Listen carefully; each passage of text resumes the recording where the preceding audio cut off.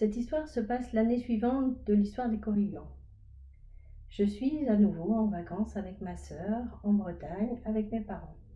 Nous avons loué une petite maison de pêcheurs à Saint-Guénolé dans la commune de Pinmar, dans le Finistère en Bretagne. Nous sommes de nouveau aux vacances de la Toussaint dans les années 90.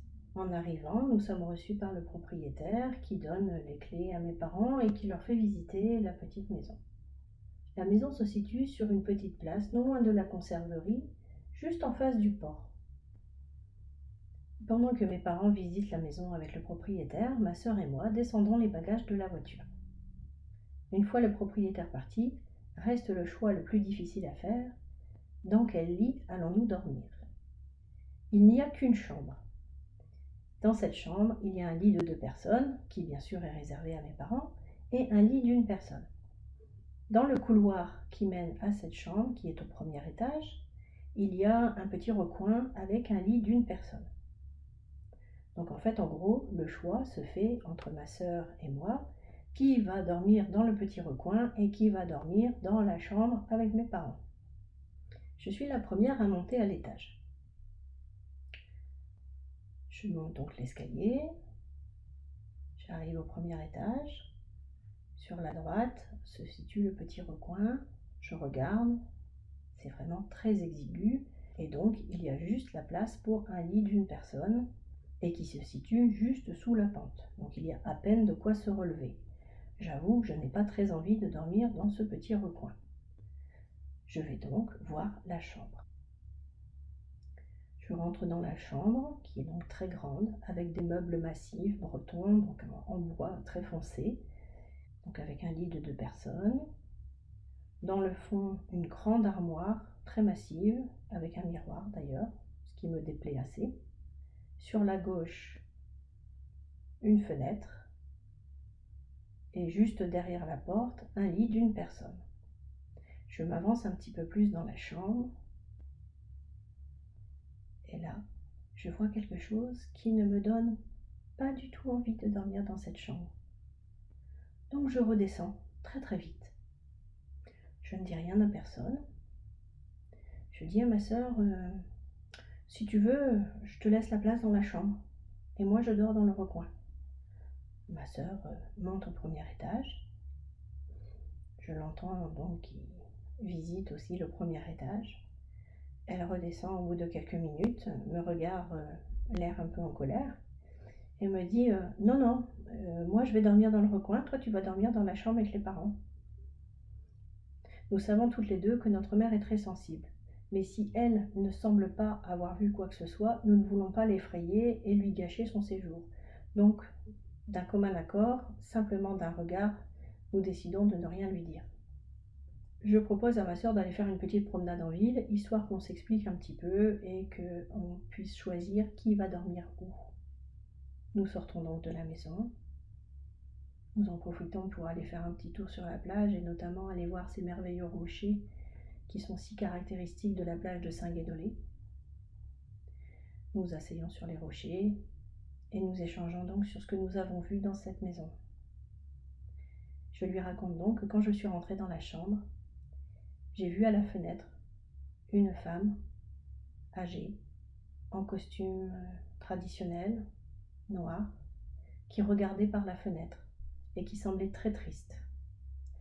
D'ailleurs, l'ambiance de la chambre était pesante dans le sens de la tristesse. Pour moi, ce que je voyais, c'était un souvenir, une image, une rémanence du passé, un souvenir ancré dans cette chambre. Ma sœur, bien sûr, je m'y attendais, me dit que c'est exactement l'image qu'elle avait vue.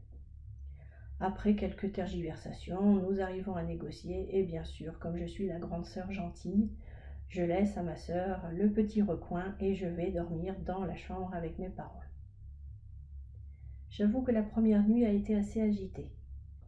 Non pas que je me sois sentie agressée, mais c'est un peu comme si quelqu'un venait me parler toute la nuit. Quelqu'un me parlait. Bien sûr, au réveil, je ne me souvenais absolument pas du contenu de la conversation, mais je me souvenais que une femme était venue me parler toute la nuit. Bien sûr, il n'y avait rien d'effrayant dans tout ça, mais on était bien d'accord qu'on était là pour des vacances Et pour moi, il n'était pas concevable de passer une semaine à ne pas dormir toutes les nuits. Et je ne pouvais pas dormir ailleurs, il n'y avait absolument pas de place, la maison était trop petite et au rez-de-chaussée, il n'y avait pas de canapé, il n'y avait pas de place pour dormir. Et surtout, je ne voulais rien dire à ma mère. Après réflexion, j'ai rediscuté un petit peu avec ma sœur et on a essayé de comprendre un petit peu ce qui se passait. Nous étions d'accord sur le fait que l'image de la dame, c'était bien un souvenir. Et qu'effectivement, les voix que j'avais entendues, ce n'était pas vraiment une conversation. C'est-à-dire qu'on ne me posait pas de questions, on ne m'interpellait pas. Mais c'était un peu comme si j'étais témoin de conversations qui avaient lieu dans la pièce. Comme si j'entendais à nouveau des souvenirs de conversations qui avaient eu lieu dans la pièce. Et là, je me suis dit, c'est des rémanences de choses du passé.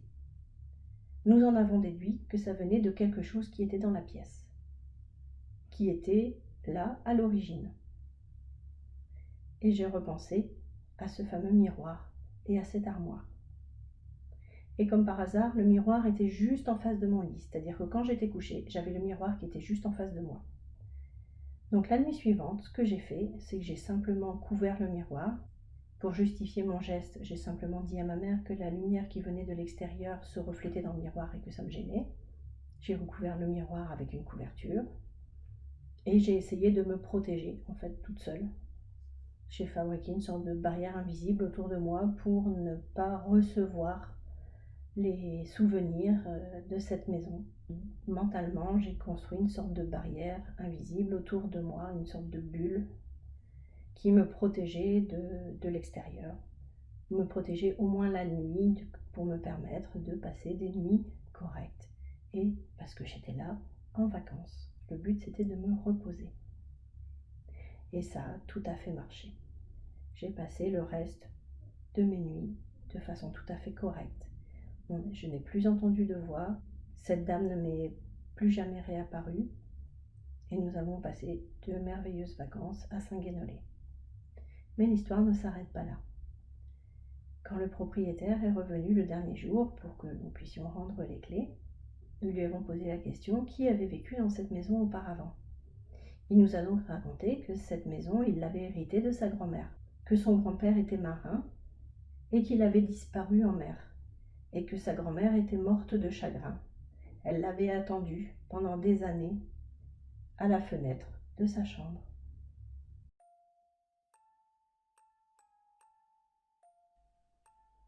Cette histoire est terminée pour aujourd'hui. Je vous dis à bientôt sur Occurrence Paranormale.